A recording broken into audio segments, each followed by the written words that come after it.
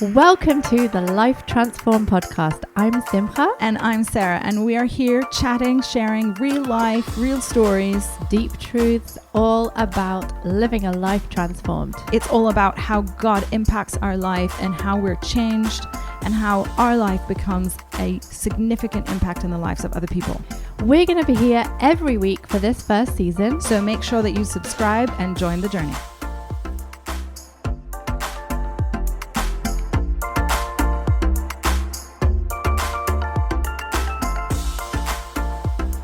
Hey, we are here. It is episode 10. Yes. Final episode for season Made 1. it. Shocking. Amazing. Well done for sticking with us. Yes, absolutely. If you're listening to this, it's because you've enjoyed the journey. Yeah. We've enjoyed the journey. We're just sitting here this morning getting ready for this episode talking about editing our homes. Apparently this is a thing. Oh, yeah. Well, you know, it's got to be done. I'm a big believer in regular purging in the house. I can't deal with... I've seen the effects of like years and years and years of build up. And accumulation. It's just never a good thing. I have a system in my closet where I hang all of my hangers the wrong way around. And as I use my clothes, I put them back the right way. Oh, yeah. And you so told me about this. At the end of the year, anything that hasn't been turned around goes. I haven't used it. I haven't worn it. I haven't missed it. It goes. There you go. First tip of the day. Yeah. Oh, there's many tips. I like my house to be tidy and I like order, but I don't like doing it. I'm one of those people who wants the order, but it's like it literally, I could sweat thinking of just having to, because it's such a mess to take everything out and then redo. I hate it. See, the point of organizing should be that doesn't happen again. So when you edit everything out, you put it back and you only put back what you actually want to keep, and you put it back in a way that is sustainable. Like you can keep it that way. So then you don't have to get to that place again. So there you go. Simcha is super organized individual. It makes me really happy to know the insides of my cupboards look good. Whatever does it for you, darling. And then I am fairly organized, I think. I don't know. But I don't like doing the work of it. And I think it's easier for me to just not allow things in. Like I just won't shop.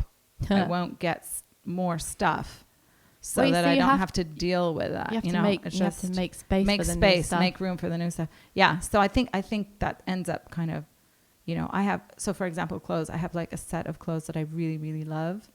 And that's what I wear. And it's not as much changing. But I have gotten there with shoes. Like I have no more space for shoes. So now if I'm going to buy shoes, something has to go. Yeah. I just exited probably about 4 bin bags full of clothes and shoes that I just was like, I don't need to hold this forever. I'm not wearing them. It's been months or years since I've touched them. So out.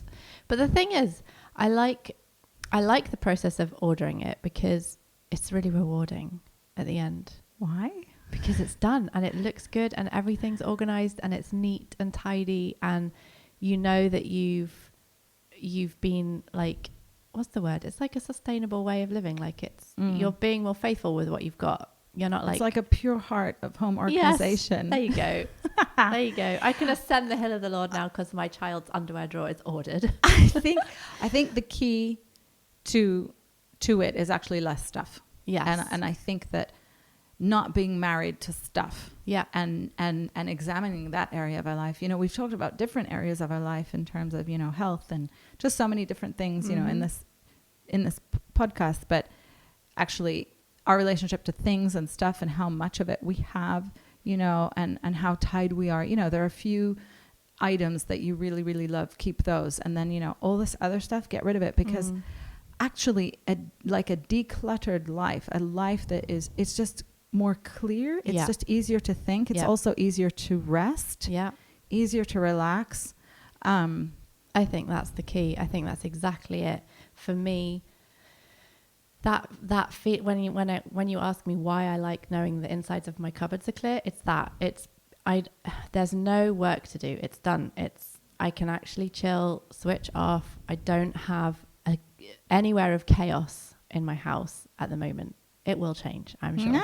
But also it's about prioritizing, and that changes through life. Like I know when I was newly married, maybe even just with one kid, the priorities of what I had in my house were very different to what they are now. And I think what I've seen in my parents' generation especially is that they find it hard because of the generation they are and what they went through, and being baby boomers, they were raised with a lot more of a kind of poverty mindset, and so there's this kind of, but I must keep it just in hoarding case mentality. Yeah, it's a little bit, not even all the way through to hoarding, but like it's on the way to it. Like, but what if one day I need it, or I don't want to throw it away just in case? And we don't suffer from that. No. So I think being raised by that generation, our generation has reacted a little bit to it, and now it's a lot more minimalist, and if I don't use it every day, it shouldn't be in my house. Well, it also depends who you're married to, though. Because the truth of the matter is, if you are a chucker, you're either a chucker or a keeper, right? I converted mine.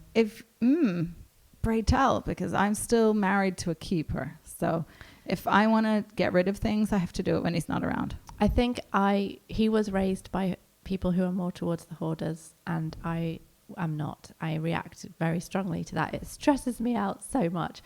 But I think he's seen the space, and he really enjoys the openness of when the house is ordered, and he knows where everything goes, and it's clear and it's not cluttered. He likes labels.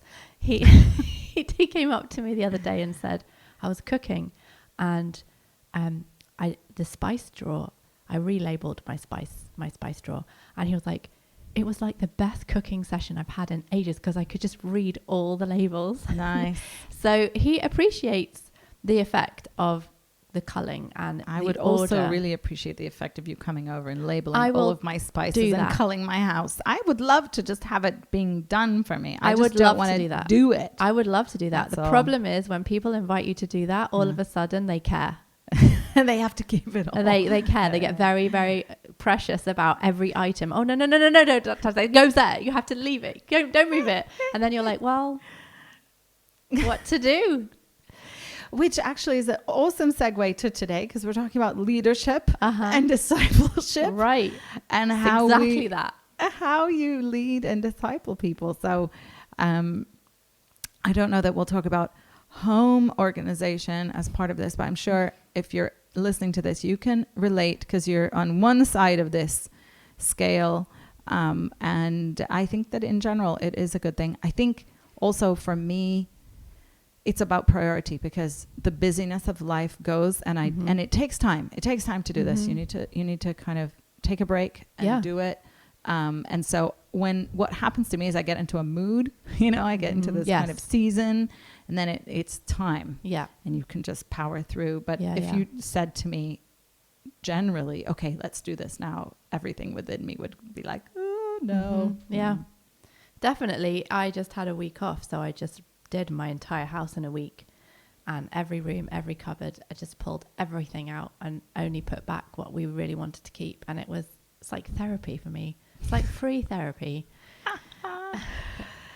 So how does that connect? How does that connect to discipleship? Well, it is connected, because it's about taking, as someone who helps and facilitates people and people's journey, which is really has been our goal, and throughout this podcast season is really about that life transformed. And transformation needs to occur in different areas of people's lives, in so many different things. My life looks different to your life, that looks different to all the people around us, because we have, different areas that need to be quote unquote edited. And it's about that place where we say that God is more important than everything else, that allows us to change and have that transformed life. But it's not just about us, it's about other people. And like we were talking about in the previous episode, it's about the impact that starts to come out of our life. But I think that it's also important to talk about kind of leadership, because we are called to lead people to Jesus, to Yeshua, and what that looks like. And as we were thinking about this concept, leadership is really discipleship. Effective leadership is really discipleship. Because if people are being led by people who don't care, who don't who they don't know that they have their best interest at heart. You know, transformation or effecting transformation in other people is going to be so difficult if they don't know that where you're coming from is absolutely a place that you are so for them. Yeah. I think that is really the key. Is you're not ever going to earn the right in somebody's life to disciple them if they don't know that about you. And I know that's something we've worked really hard on to maintain inside of the 10-day program and everything that we do. But it's that presenting to the people that this is our vision for you. Like, our vision and heart and passion is to see their lives transformed. And the reason that we have that vision and passion is because we've seen it in our own lives and we know it's worth it. And we want to see that in other people's lives. But the key is earning that right. Like, people have to be vulnerable. They have to trust. They have to submit themselves to somebody to be discipled by them. And that is a place that is earned. It's not a place that is ever forced. I think that, you know, for us, Simcha was referring to the 10 days. So we're talking about Ascend, 10-day program in Israel. You leave everything else behind, life, worries, cares, and you come on this journey and this adventure with us. We're going on that journey together with you. And it's really built of a 3-part, Yeah. you know, 3 steps to this journey. And the first one is really about each one of us learning what the voice of God sounds like, or reconnecting back and affirming God's voice in our life. And you know, just looking at different people in the Bible and how that works and what that dynamic is about and how we come into the real manifest presence of God. And then the second part of it is what happens, you know, when we see God and then, you know, when he sees us, and we cannot stay the same from that encounter. Right. And so things start to change in us. And the key that we talk about is just this idea of a pure heart and this idea of a life that's consecrated. And really all that is just dying to self and putting God in charge. Yeah. Right. And that looks differently for so many different people. And I think that the reason that that's important is so that we can go forward with God and be effective with him, and to be that platform that God can operate through in our lives to others is really the most fulfilling thing that you can do. You know, it's not about me. It's not about my satisfaction in my life, but actually when I'm partnering with God in my life, when I'm subjecting every area of my life to him and doing the edits and, you know, making the changes and being transformed by him, then these amazing opportunities come forth. You know, it's not even about interacting with people. It's just sitting outside in the morning and praying and knowing that God is there. You know, that's the most satisfying, most fulfilling thing that we can pursue in our life. Yep. And from that bleeds out, you know, to other people. It's like knowing the inside of your cupboard is clear. I haven't gotten there. No, but one of the biggest questions that we often receive is about why it's necessary to come and do this program in Israel. And I think aside from the fact that, you know, let's travel, one of the things that we've worked really hard to do on the 10-day program is to make sure that we incorporate places and sites across Israel that are connected to the journey that we're going on. So we don't ever just take time off of the journey to go see tourist sites. We've made sure that every place we visit is relevant, connected, and even highlights the journey that we're going on spiritually with God. And it's amazing actually, because if you think about the journey that you just described, actually the Ascend 10-day program is essentially a 10-day summation of everything that Jesus did in his ministry. It's the journey he took people on. They came in front of him into his actual physical presence, and it caused a reaction. And then they went out, and often against his word, because he told them not to, they went and shouted about it to everyone around them. So in a sense, the 10-day program kind of mirrors that process that he took people on in his everyday life just by being around them. And we do it on a bigger scale because we go beyond where he was living and where he was actually walking, although we do go there. But it's an amazing thing to watch people have those moments of encounter, both physically in these incredible spots. And we take people to all these places that are off the beaten track because this program is led by locals. We have all this inside info. And we're not relying on an exterior tour agency. We're doing everything from within the country. So it's a very different kind of touring than what you would get on a regular holiday tour. And I think also that because there's a strong desire for people to really, have an experience with God, not necessarily in the feeling emotional, although that's also true. But because we're so committed to people, that, over time, our team has developed over time the leadership of, people who are leading tracks, which we can talk about in a bit. And the, what we're committed to as a team has really produced kind of, I would say, a culture or a DNA. Yeah, for sure. That facilitates that. And I think that what distinguishes it is that it is a discipleship leadership as opposed to just we're your leaders, come with me, Yeah. And I think that this has been something that has really meant the delta factor, if you like, of it. I know that I love that we start out in a very real place. We share fully, and that gives people freedom to share. But also, I know that for you, this has been something that you've brought, one of your strengths that you've brought to the team in terms of just seeing people and making sure that people are heard and always going back to that place of the individual. Yeah, that's my thing.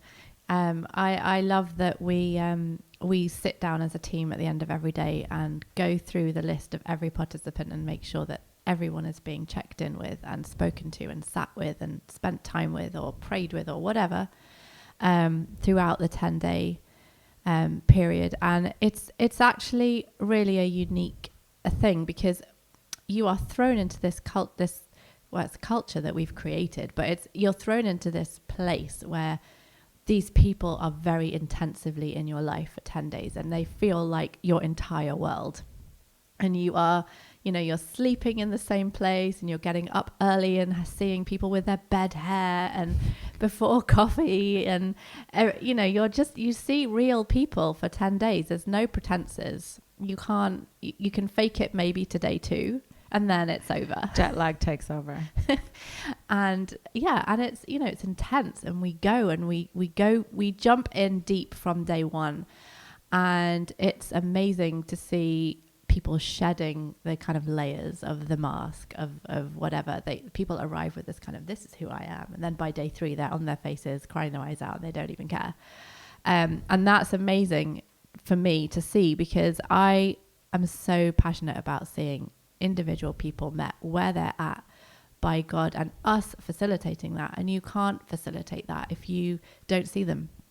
So that's kind of my thing. But I love that the culture of the team brings so many different dynamics. And, the biggest push I think that we have on the program is worship. And, that's your thing and your strength and calling. And that's the element that you bring to the worship. I love the fact that we basically every day there's worship every day. It's like, it's not even negotiable. It has to happen. Yeah. I think that what we've seen in building a team and in building a team that works well together is, each person brings different strengths. And when you identify a strength in someone, it's like their talent. It spills over, right? If you make a space and a place for it, it just spills over into what you're doing. But it also makes a joyful place, you know? Yeah. Because different people are bringing what they have and their strength. And, sometimes you might have plan A, B, and C, but it's this idea of the whole is greater than the sum of the parts. Yeah. If you want to see people's lives transformed, if you want to be let's say you're a home group leader, or even just you're discipling one-on-one somebody, or, you know, whatever God is calling you to in a workplace. You're the boss, or you're a team member. Being a good team member is also, you know, an art in and of itself. Yeah. You can operate from a place of getting the mission done, getting the program done. Yeah. Or you can operate from this entirely different way of basically, this is how I kind of think about it. I want to see people the way God sees them. I want to see God, you know, and that's not always easy, because I'm very much on track, on target, mission-based, you know, person. And so I'm very much focused on trying to see how we can get the mission done. And so that's super important, because if you just end up in a place where there's no forward movement, well, maybe, you know, you're not going to accomplish as much. But actually bringing in and looking at each one on your team as a team member, saying, okay, how can I facilitate that person bringing their gifts forth, you know? And when you have that place, that's a very strong foundation for discipleship of others, for the transformation in the life of others. Because if we're not operating in that place where we're looking at everything through God's perspective, how, you know, within our own, let's say, family, and the close people around you. I remember listening to this quote, or a speaker that was saying, you know, if you want to know if your life if you've really changed, you know, ask the people you live with, you know, ask your family. Yeah, it's true. Yeah, I think you know, on Ascend, the vision is very definitely about taking people on a journey. But I think that the way that people want to go on that journey with you is connecting to the story, somehow connecting people. I think one of the things that I love to see on Ascend, but has definitely been my experience on the team, is the value of a person's story. And when people understand that their story is valuable, it creates hooks for other people to connect to them, and it encourages them, because we're all on different journeys, different stories, different paths, but we do cross at different points. And sometimes we cross and we cross paths with someone who's ahead of us, or we are ahead of them. And when you connect stories together, I think that's the power of story. That's actually how why the Bible is so important. It's God's story, and we connect to it. And I think when you are in an environment where everybody's story is valued, and you are sharing vulnerably stories, people connect to each other in a way that is very special. And that's definitely how our team has built, the foundation of the team is that each person's story, their testimony, the journey that God's taken them on is valuable, and it is a place where others can connect to that story. It may be that we learn from them, it may be that they learn from us, and it may be vice versa in different areas, and we learn from each other. But I think for me, that is the thing that I really love to see, is you have someone standing at the front, and every person that comes to share as from a leadership, from the front, you know, to speak or teach or lead in some way, we ask them to share their story and to talk and to teach from a personal point of view. And that creates the connection points for the people in the room. They'll relate to something in that story somewhere, and that automatically opens up the door for them to be more vulnerable with God, for them to be more open to us as a team, and to others around them as well. I think that's something that I really love to see. It's so good. I think also it makes a comfortable, safe place. And, you know, when you have that, and when you don't have these facades and guards up in life, you know, which we build for good reason through other, you know, things that have happened to us. But, you know, when you can build trust, then, you know, a lot of fun happens as well, you know, because it's not fake. It's so many jokes, so many things, you know, you start to know each other. You start to, have these little funny things that Texas that versus happen. Britain. Yes, we have that. And so, that is a place of that personal connection. If you look at Yeshua, Jesus, the example of discipleship, he lived with them. He sat around with them. He ate with them. He was with them, except for when he was taking time out to pray and seek his Father. That was the model of leadership that he modeled for us. That was the model of his discipleship. It wasn't this, okay, I'll see you on Tuesday at 3 for our meeting, our discipleship meeting, right? It's jump in the boat with me. It's I'm struggling to pay my bills. Here's some fish, right? Yeah.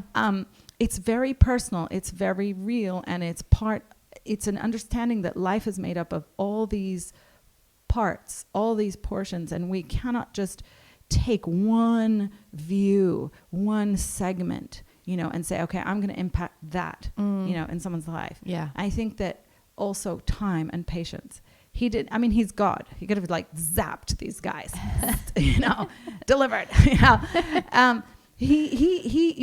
do you think he wasn't, when he was walking ahead and in the background, they're going, well, I'm more important. No, I'm more important. No, I'm the special guy. No, I'm the guy who lent on his chest.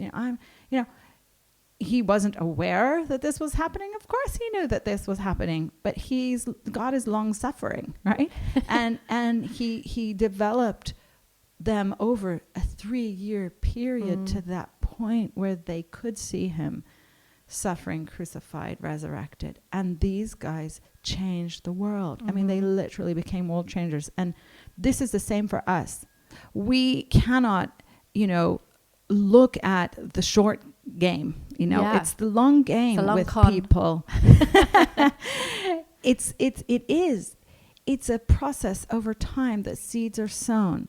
And then the watering season, and then some sunshine, and then maybe a storm, until you will see that fruit in someone's life that you're leading or discipling. Yeah, absolutely. I think that's exactly it. I think we live in such an instant gratification world, and that is the problem with these quick fix evangelism movements where you just get someone to pray the prayer and then that's it, your job is done. And that there is value in some of that. I'm not dissing all of that, but it's the ministries, it's the people, it's the vision that values after that, the process after that. Great if you get them to that place, wonderful, but actually where do they go after that? Who's connecting to them? Who is walking with them through life every day? Exactly. After that. Yeah. Exactly. And so it means that for us as people who are walking this life transformed, it's being willing to lay your life down. No greater love has anyone than the one who lays his life down for his friend. It really is that. It's continually making that decision, that choice to lay your life down, your needs, your wants, your desires, your rights, everything, your plans, and being available for the people around you that God sends you to. And that could be, your neighborhood, that could be further away, but it's not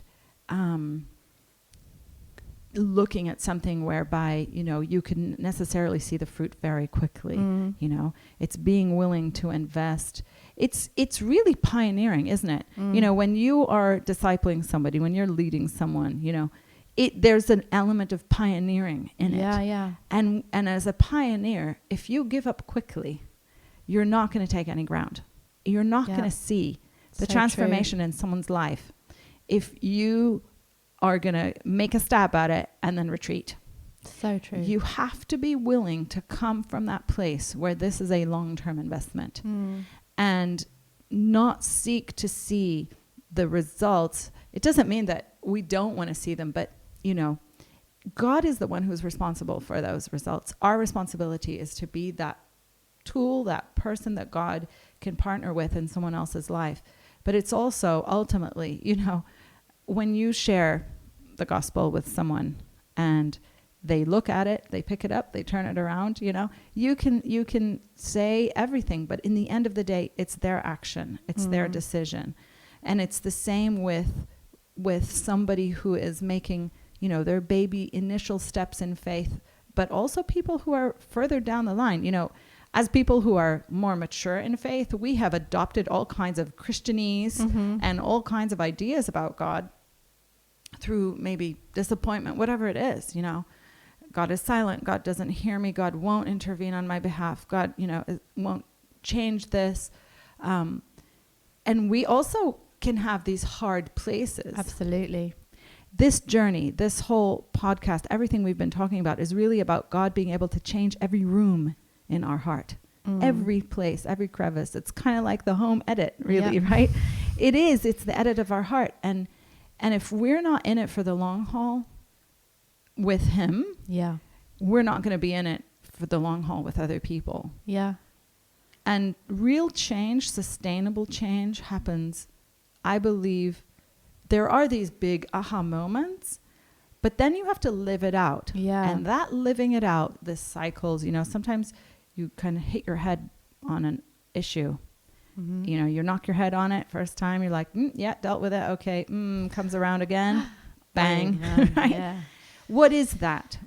That's working out our faith, working out that salvation. And it is a disservice to say to somebody, pray the prayer, you'll go to heaven, because you're missing the entire point, which is our life here with God. Yeah, I totally agree. And I was actually listening to what you were saying and just translating that into this 10-day period of life that we live during the program, and just thinking, you said, laying your life down, going the extra mile, not getting what you want, doing this. And I was thinking, man, that is really the commitment that we make as a team for that 10 days. And how often, we're the last ones to bed and the first ones up, and, there's hours praying with people and counseling people and all this stuff. And it is absolutely because of what you said. It's to take people that distance, so that when they go home it continues. And that, for me anyway, that is always a test. Great, you've had this wonderful time in Israel, you've had a great trip, you've met with God, you've made some friends, you've seen some stuff, you've had a whole 10 days of amazing food, absolutely, and you've had all these aha moments for 10 days. Like, imagine 10 years crammed into 10 days of moments where you go, oh my word. But what happens when you get off the plane at the other end? When you go back to work, when you're back with your kids, when you're back in your normal everyday life, where does it start working out? How does it actually impact your life? So when we hear those stories from people about incredible seeds that were sown during the 10 days, or even massive changes that came as a result of the 10 days, whether it's moving cities or states, or getting married or, to someone they've met on the program, less.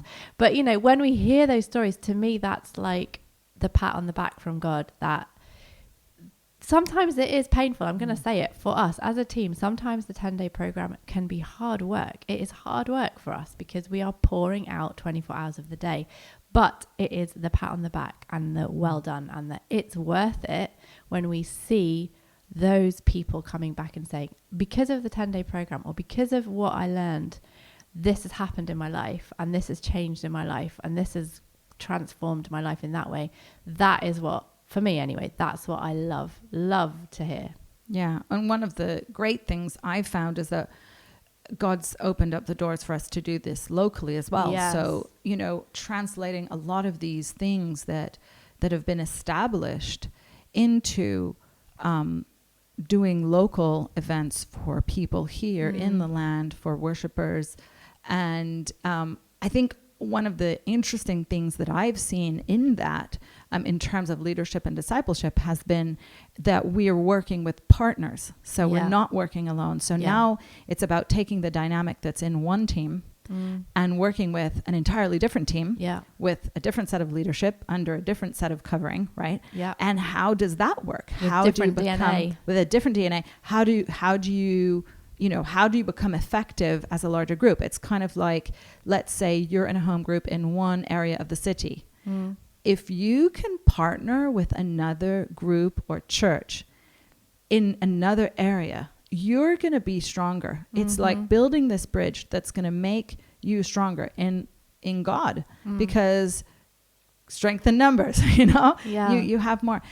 But that partnership, okay, requires different things, you know, within yourself and within your team. And I think for us, you know, one of the things that God has opened doors for us to work with teams that they're not the same, but they're committed to the same things. Mm-hmm. They want the same things. And so when you can find that, I remember you telling me this once. You said, you know, birds of a feather flock together. Mm-hmm. And if you can find those kindred spirits, those people who have the same goals, but also some of the same ways, so much more can be accomplished for the kingdom. In that way. And you know, so what we do here in the country is really look at events that bring young people and different generations of people together, to equip them, to build them up, to encourage them, to create those relationships between people who are living in different parts of the country, that maybe people who feel isolated, who feel alone, who aren't being invested into, you know. And what we're able to do is to hold these kind of events that really just bring people together. And what we've seen from that is that there is boundless fruit that comes from that, because when you do that, you bring these people together. We've had amazing results of these connections that are being made, and more fruit for the kingdom of God, because people who were otherwise isolated or didn't know that there were people around them that felt the same and wanted to do the same things. And now they're off, you know, new initiatives are happening, new things are going on, just by, again, taking this DNA and taking this heart cry of making a place and a space for people to meet with God and each other and to be transformed. Yeah, I think for us, the vision is, how can we bring and facilitate this transformation and this story that God's taken us on? How can we translate that to as many people as we can? And, you know, one of the biggest issues that we've had is, first of all, people can't always travel. Second of all, people can't always afford to come to Israel for this 10-day program. And while we have the local events, which is really only for Israelis, it's all run in Hebrew. It's really to build up the body in Israel, for local congregations and worshippers. But we don't want to stop there. Like we've always said, but what about the masses that cannot? First of all, there's a ton of countries that make it very difficult to enter Israel, but also cost-wise, it's not always feasible for people. We get so many people applying to come or wanting to come to Israel from places like India and African countries and South American countries as well.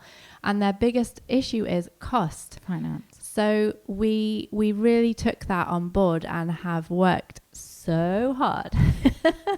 There are no words to describe how hard we have worked.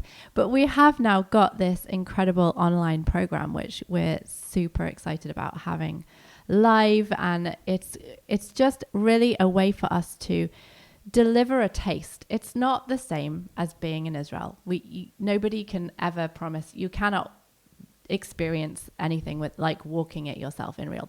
We're not trying to pretend that that's what we're doing, but it is a taste. We have created a platform that has tours. We have a personal tour guide that is just for the online school, the online program.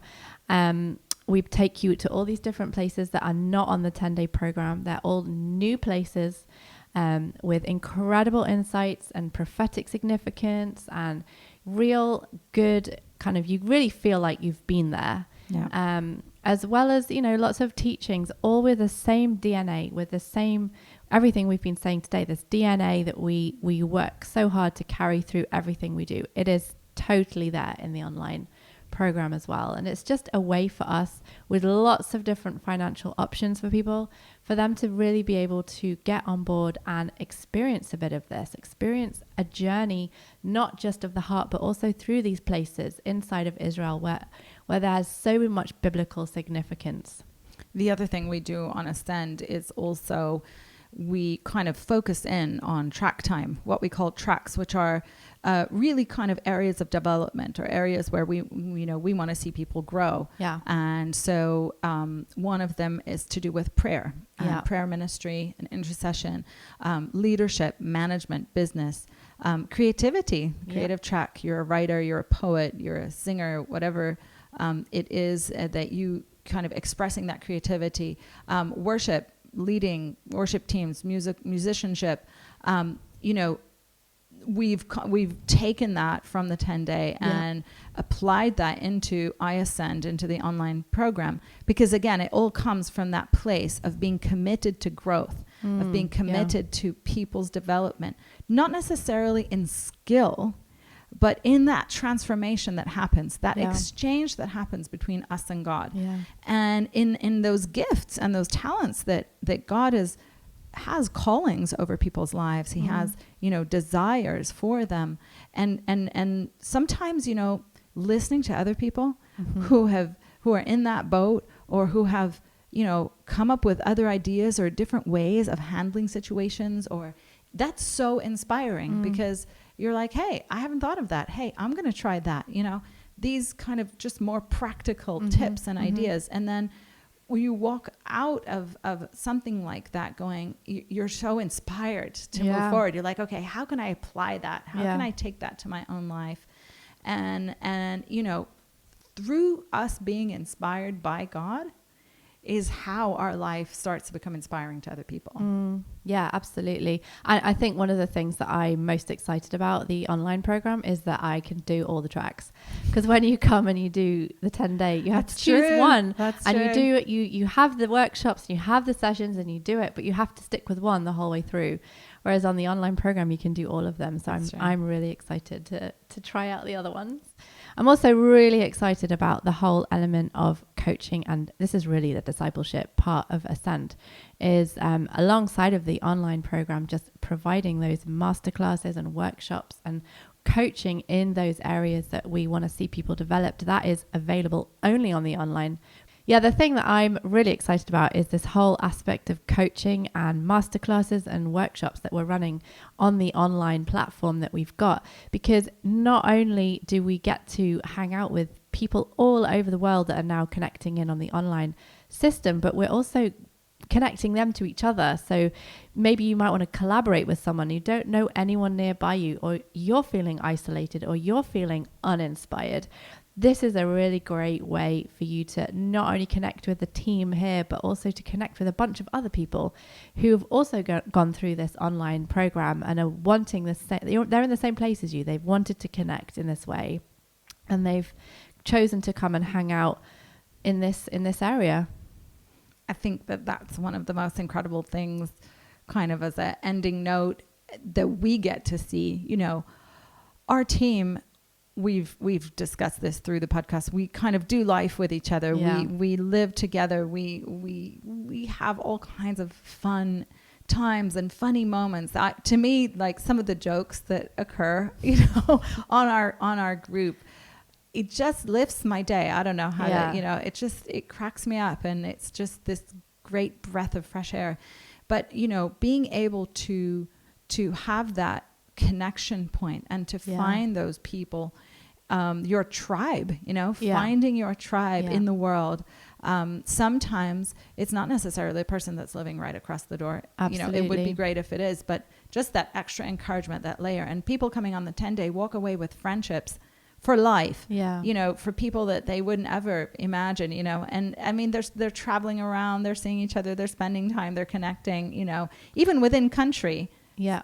These are big, most except for Israel. A lot of countries are very, very big, and just finding people within country that you can meet up with and be, and then, translating that into an online platform and allowing that place and space for hangouts, for collaboration, like you said, for people to find those that are on the same journey, those that have the same goals, those that really just want to meet with God and want to live a life transformed.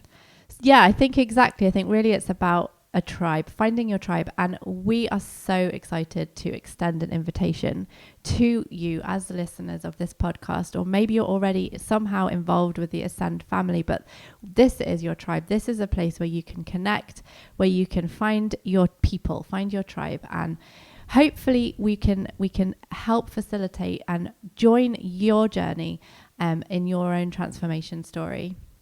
Amen. Well, I think we've come to the end of season 1.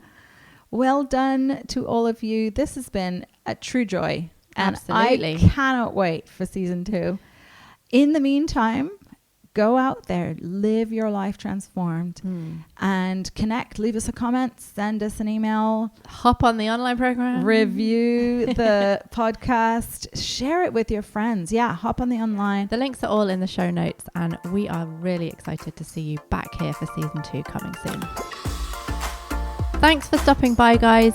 Make sure you're subscribed so that you never miss an episode. And if you have loved this show, please leave us a rating.